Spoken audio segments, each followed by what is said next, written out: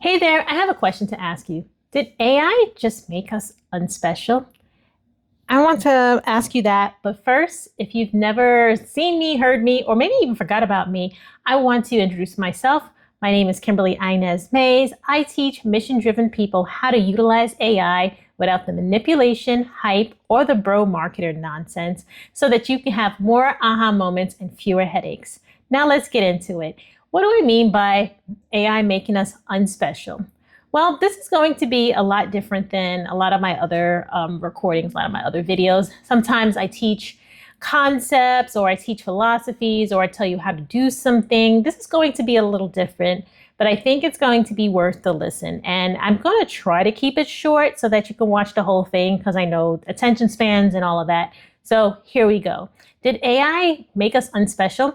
And for the longest time, I was the tech girl, right? I knew how to build the websites, the funnels, I knew how to code, I knew how to program, I knew how to do all of those things. And that was a very specific skill set. It was something that was part and etched in my identity, so much so that when I went into business, that's literally what I did, right? I started off doing web design and then funnels and marketing, and that was my whole career.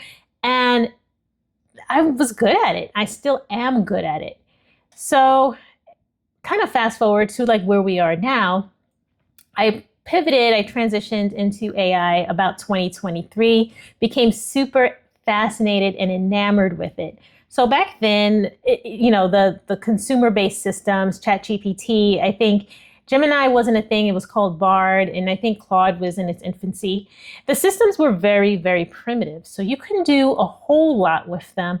You had to know APIs, you had to know some basics of coding, you had to know how to do certain things to achieve a certain result. So in that regard, I was still special, right? Because I knew how to do that stuff and people didn't know how to do that stuff.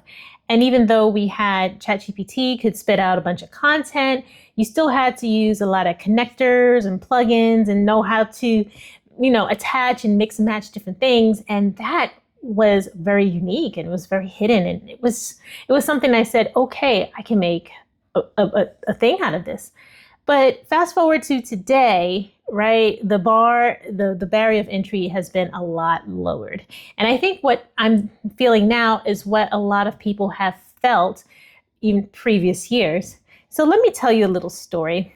One time I was playing around, I think it was with Midjourney, or it might have been another system. It was not ChatGPT at the time. It was probably Midjourney.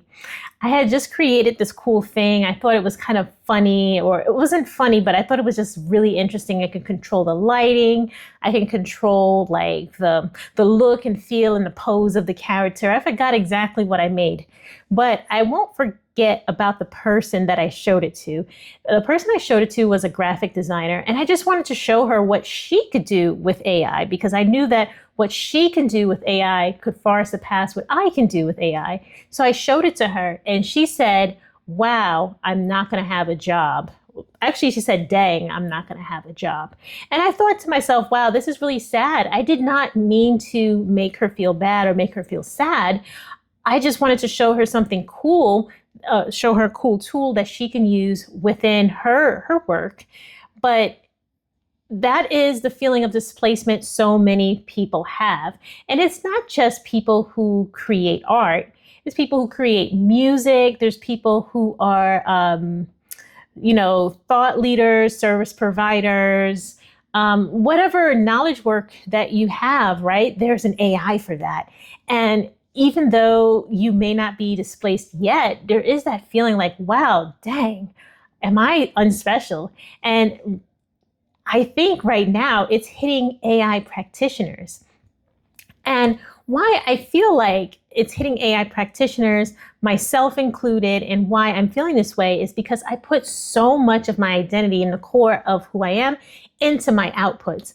I teach or taught, I still teach prompt engineering and context engineering all the time, right? So, you get out what you put into it. And I put so much into it. Time, skill, education, money, and we all do with our craft, no matter if you are an artist or if you're an accountant or a musician, you put so much into it. So defining yourself by the output is only a natural outcome, and you shouldn't be ashamed of that. So when these tools come, you're just like, dang, like all the stuff I amassed and everything that I built, my identity on, well, not everything, but a large part of what I built my identity on is now achievable with the effort of a few keystrokes. So I want to just kind of tell you that you're not alone if you ever felt that way or still feel that way. I think a lot of times now AI practitioners, educators, and teachers are starting to feel that way because we're like, well, what do they need us for now? Because now they can prompt their way into a lesson on their own. They can kind of figure it out. And these systems are making it easier and easier for them to learn how to do stuff on their own, right? I see people, and I don't really want to disparage anybody from learning, right? And I want everybody, and I think it's cool that people are learning how to do things for themselves. But I see people who I would have never thought in like a million years could do certain things that they're now doing. They're making their own apps, and they're making their own like systems and widgets and different things. And I'm like, okay, well, does it replace like builders? Does it replace practitioners? Does it replace, coders? I know coders are feeling the squeeze, especially day after day when you're seeing all of these like layoffs happening, especially in the tech world, where I think the company ClickUp, right? They just laid off like a whole bunch of people, and they're like, yeah, because we're going AI forward and blah, blah, blah. It was totally tone deaf, not the point of this message, but you're seeing this displacement. So I think what I wanted to do with this recording or this video is kind of set the temperature that, hey, we're all in this together. And whether you're a practitioner or whether you're having this particular attitude about AI or not, we're all in this together. And the thing might come from in my approach is that everybody's voice deserves to be heard. One of the things that I talk about from the perspective of the AI haters. I don't just say, well, it's here, suck it up, too bad, right? I unpack their concerns and I don't dismiss anything, and I work through it. When I talk to people about AI, I don't talk to them about their highest use case or solving the world or changing or like building Rome in a single day. If they can simplify something that took them a really long time to do, or, a lot of stress and a lot of struggle, that is a win. And I'll give you an example without saying the person's name. This person, he does events like maybe once every other month or every other couple of months, right? He has this big like online summit, and he's making graphics and he's doing things. And that used to take him like a long time. And now the graphics that he's producing are a lot better because I showed him some things in Gemini and some prompting that he can do. We walked through a couple of frameworks, and this was not something that was super difficult for me to teach, right? It's just like, okay, how do you communicate with this tool and making the existence of said tool known to somebody? But these are the types of things that I do because I want people to have these aha moments. What happens if they have too many aha moments and then I'm not needed anymore? And that was the feeling that I had for a very, very long time. So this is bigger than me. Creatives, copywriters, writers, artists, teachers, consultants, strategists, tech people, and thought leaders all feel this, right? So if you can generate the thing with a few keystrokes, you may be feeling like, hey, dang, what's so special about me? So that's the trap, confusing your identity with the output. So let me offer some reassurance, right? AI is here to stay. AI is always going to be a thing, right? Thing people use. But what I will say is that it is a tool. It is a tool just like a calculator is a tool. A calculator did not replace mathematicians. You still need mathematicians because they can use certain tools way better than we can, right? You can give me access to the most expensive paints, easels, paintbrushes. I will not be able to create something as well as a painter. I just cannot. Because it's the lived experience, it's the wisdom and applied knowledge, it's the discernment that makes us pretty much unique, right?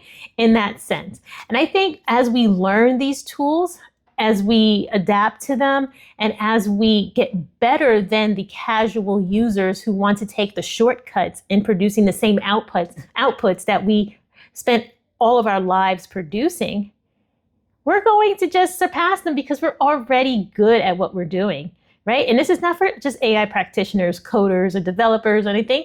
It's what you do, whether you are a life coach, whether you are an accountant, whether you are a public speaker, or author, or whatever the case may be, you've put in the work already, right? So it's about now adapting your work to your tool so that you get a way better output than somebody who has not put in that work, who cannot put in that same context that you can. So that is what I really want to leave you with. And also, I don't really want to get woo-woo and sappy here, but yes, if your identity is just tied to that output, you might want to consider just separating that and saying, yes, I can create better, faster outputs, but AI does not make you unspecial. Okay. So that's all I got to say about that. If you found this special, if you found this valuable, if you found this helpful, please like and share because sharing is caring. And I'll see you in the next video. All right. Take care and bye for now. Oh, actually leave a comment too if this resonated with you. Leave some sort of emoji. I know I'm supposed to do a call to action after every video. I always forget. And come 2026, I just do things my way. I know that that's the rule that you're supposed to do, and I know I'm rambling. But yes, please let me know what you think about what I just talked about. Okay, so now, bye for real. Bye.